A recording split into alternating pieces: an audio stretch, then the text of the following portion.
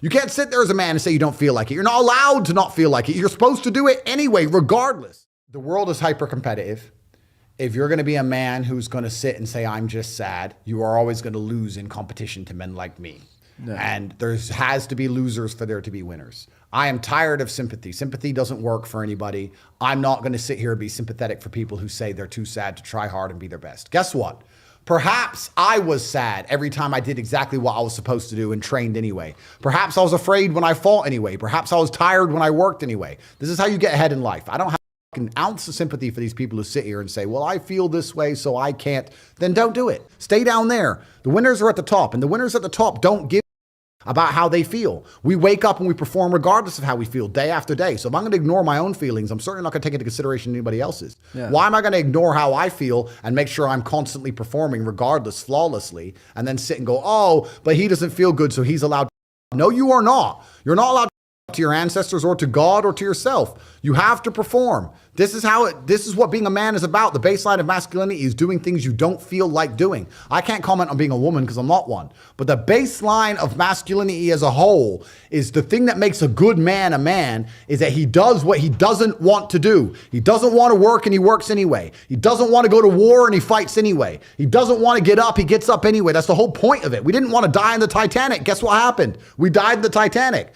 You can't sit there as a man and say you don't feel like it. You're not allowed to not feel like it. You're supposed to do it anyway, regardless. Yeah. So when a man sits there and says, oh, but you don't understand, I'm struggling with motivation. If you are struggling with the motivation to be a winner, then stay a loser. No problem. Stay a loser. Don't care. Because in my circle, there's no losers around me. Your energy is disgusting. I find it revolting. I don't like weakness around me, even near me. Even people coming up saying hello to me. If you're depressed, don't even shake my hand. I do not have time for losers on any regard. Winners only. Yeah.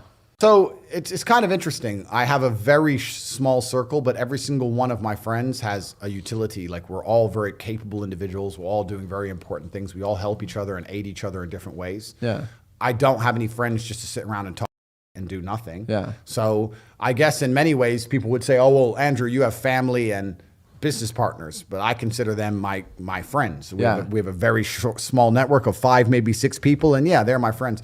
I'm not the kind of person who can fall victim to some random stroking my ego. And I'm not a dummy. Like I know a lot of people get rich and they're dummies. That's not me. You don't have yes men around. I don't have any new friends. I have the same circle I've always had. In fact, it's getting smaller by the day. It gets smaller, not bigger. I don't have these random friends I party with, none of this kind of crap. You'd have to be useful to me because I think every single relationship in the world needs to be a value exchange. Yeah. I provide value by default by being me. That's who I am. I'm a capable and competent individual. Yeah. If you're going to be my friend, you need to provide some value to my life. Now, a lot of people, when they have friends, the value that's provided by their friend is that their friend makes them laugh or that their friend is funny. Well, I don't need that crap. I'm busy, right? So I need someone who's actually useful to me at real things. So, no, but it's true. And it's not a shallow way to look at it because people say that's shallow. Not at all. I think that in true friendship, in true relationships, whether it's man-woman or man-man or woman-woman, there needs to be an exchange of value. People need to both gain and receive value, and that's how you build true friendships. So you need to become useful to me. And the problem with doing that is that I already have extremely useful people around me. We can already do everything. I don't really need friends. More. I don't need anybody. So when someone comes and goes, hey, I'd love to know you. Why? What do you want to do? Sit around talk? Like what? What do you want to do? It's more like, hey. What do you want to do? Like I'm trying to do X, Y, Z. I'm fighting the Matrix. Can you fight the Matrix? Can you fight? If they can't do anything, I don't want to hang around with these people. There are people you can trust with your life, but you couldn't trust with women. Okay. And there's people you could trust with your life that you couldn't trust with money. I'm telling you, this is true. I know guys right now who will go to war with me and die on the street beside me fight, but I would never lend him 100 pounds. So it's difficult. So when you're saying trust, you mean completely trust in all realms? Yeah. That would be about 4. But if I had to raise an army in certain spheres, I might be able to stretch that to 10. Yeah. But that's about it. I've learned all of my lessons the hard way. Life only teaches you lessons the hard way. There's no other way to truly learn a lesson. The things you'll notice about people is that when life is trying to give them a lesson the easy way, they'll ignore it. Oops. Oh, like you'll see it all the time. People they'll have close call.